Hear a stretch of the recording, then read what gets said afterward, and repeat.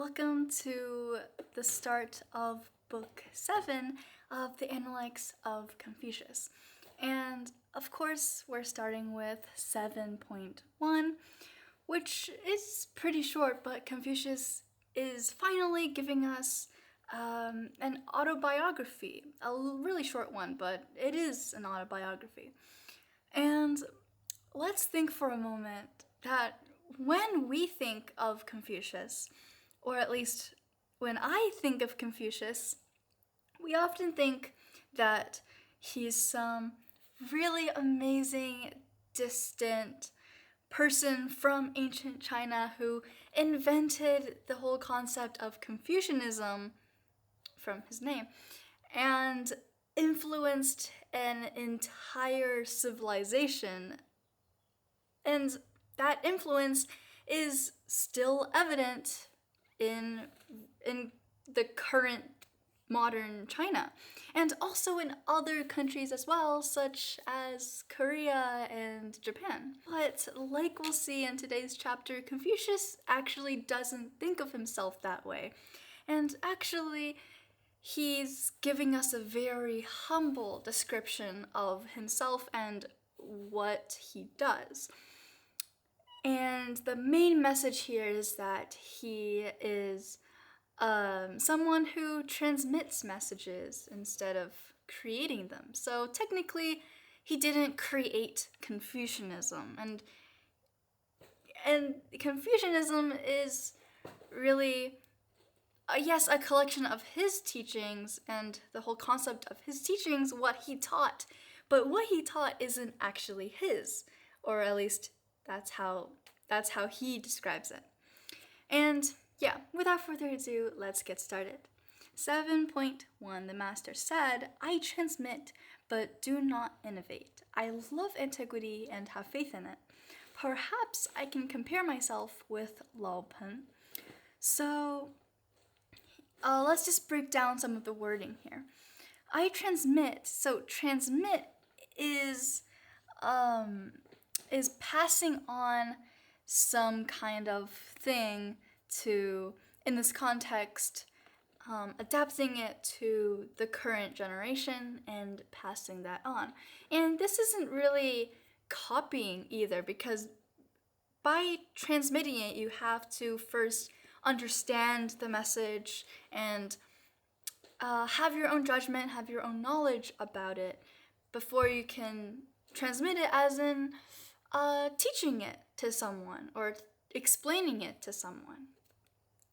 And then he says innovate. So innovate is, in this context, is a new cultural tradition, inventing a new cultural tradition. And while we think that Confucius did do that, he actually says that he doesn't. He's actually just transmitting instead of innovating. And then he loves antiquity. So antiquity is loving the ancient wisdom and the rites and the rituals and the ancient moral principles of the past.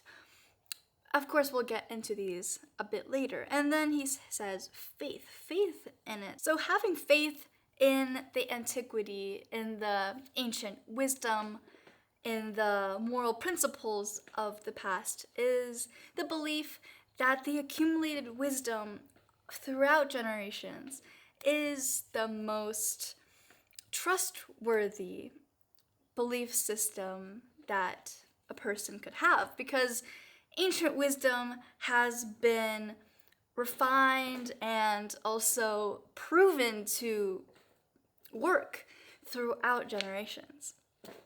And then he says, perhaps I can compare myself with Lao Pen. So a more direct way to word perhaps is maybe privately or humbly or dare to. So he's not saying that, perhaps I am equal to Lao Pen. And he's not saying that. He's saying that Lao Pun is his entire aspiration. He aspires to be like him. And Lao Pun is actually, a lot of commentaries debate on who this person actually is, but the safest translation is the translation that, or the safest reading is the reading that that that works in the context and in what he is saying. So Lao Pun can be seen as a pure transmitter, someone who is renowned and known exclusively for his humble passing down of ancient wisdom without incorporating any of his own ideologies. And so, yeah, let's get into it sentence by sentence. So, the master said, and also the master is Confucius, by the way, said, I transmit but do not innovate. So, the foundational Neo-Confucian scholar Chen Yi says something like, and this is a rough translation, but he says, he delivers the definitive explanation for this sentence. He says, Confucius transmitted but did not create, not because he could not create, but because he dared not. Creating is the work of the great sage kings, and by the way, sage kings is like the foundational people, the rulers of the past who ruled with all the right moral principles like humaneness, benevolence, trustworthiness, and responsibility, and loyalty, and all of that. And the sage kings were the people who initially maybe like created the rituals and the moral principles that we kind of have today, or during Confucius's time. And though Confucius was a sage, of course Confucius didn't think he was a sage, but we think that he's a sage. He dared not claim the title of creator. So he said, I transmit but do not create. So Confucius sees his entire life purpose of teaching as just a faithful passing on of a tradition that is larger than himself. And he doesn't try to hold private authority over the way, the Dao, or any of his other teachings, any other key wisdom or moral principles that he teaches. And that's mainly because really no one can claim those, because there isn't really a sole creator for the rules that make the human life worth living. And it's all just cumulative and built on top of principle after principle after principle. So we're not really sure who made them or when or where.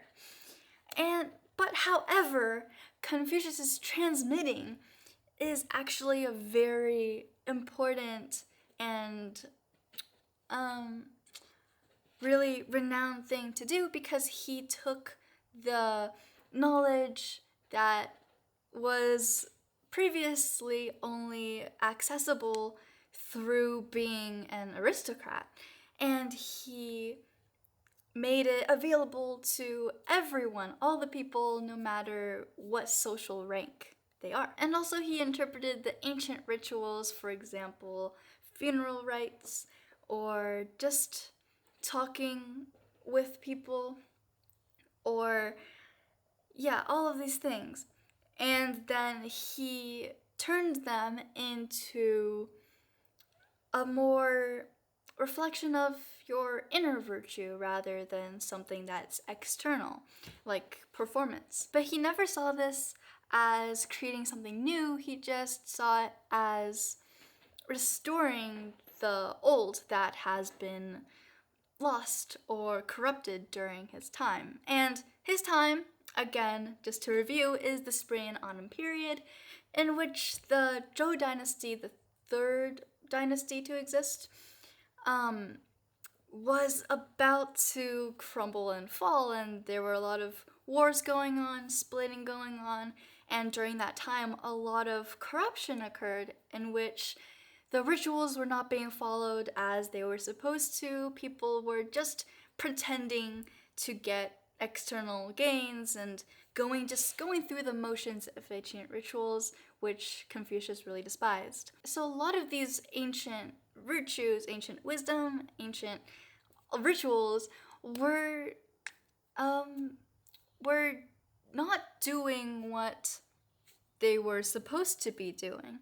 And so Confucius said that he just wanted to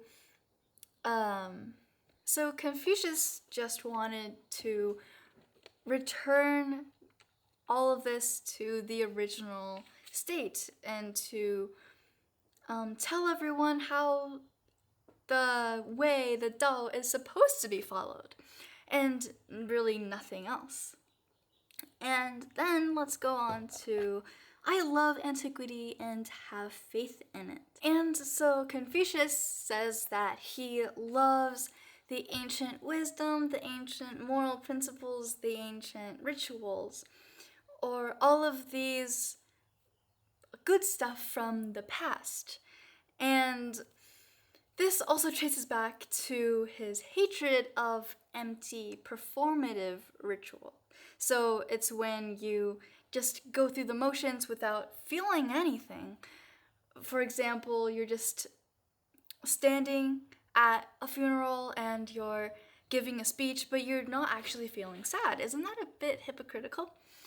So, and so he loves antiquity, and the Neo-Confucian scholar Judy confirms and adds that he loves not the empty name of antiquity, but the substance of antiquity. So he loved ancient wisdom, not because it was old, but because it had the main thing that his generation didn't have or lacked.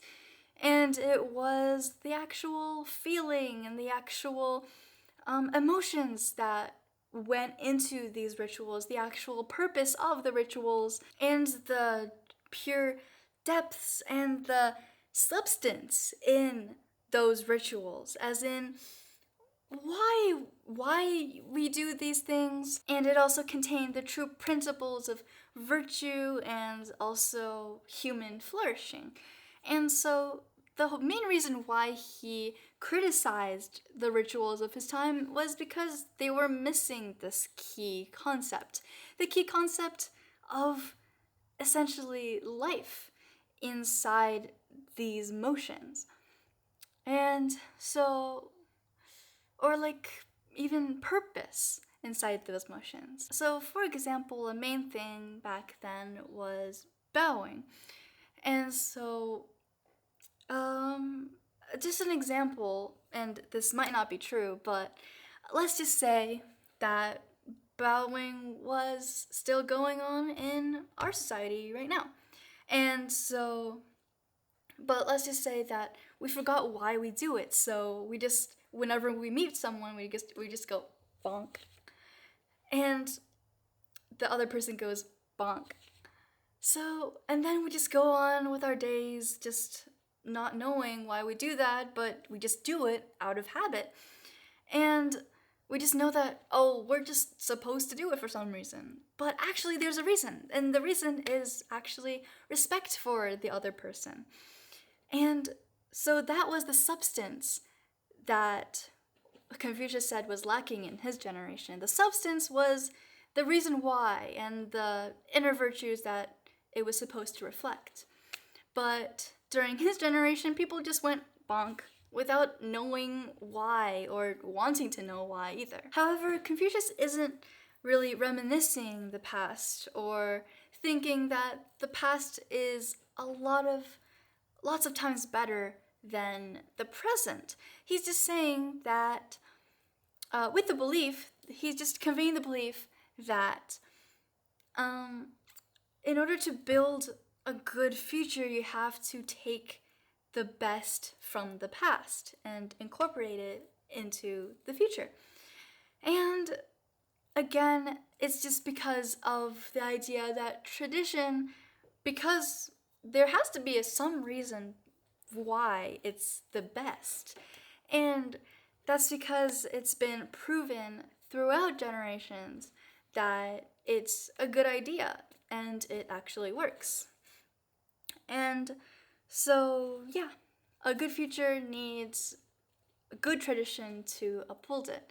And you can't just rip out everything that happened in the past and just invent something that is completely new for the future, because you don't know if it works, and sometimes that will end up not being really good for that society. And so, yeah, on to the third sentence. Perhaps I can compare myself with Lao Pen. So he's just saying that Lao Pen is his role model. And this is really humble of him, very, very humble of him, because essentially he's saying that all he wants to be is a person who really doesn't seek fame or popularity and just quietly tries to incorporate and pass on the ancient wisdom and the moral principles of the past to the new generation. Just passing on what is good or true rather than trying to glorify himself as an original thinker. And fun fact, the Analects was actually not his book. He didn't write it himself. And this kind of ties into his idea of a glamorous and quiet kind of person. Unglamorous and quiet kind of person. This was actually written by his disciples who thought that, wow, he was actually a very, very good and wise and benevolent person, and they wanted to record what he had said, and this entire thing just turned into Confucianism. But Confucianism wasn't really a thing when Confucius himself was living. And yeah, that'll be all today. I hope you learned something, and I will see you in the next one. Bye!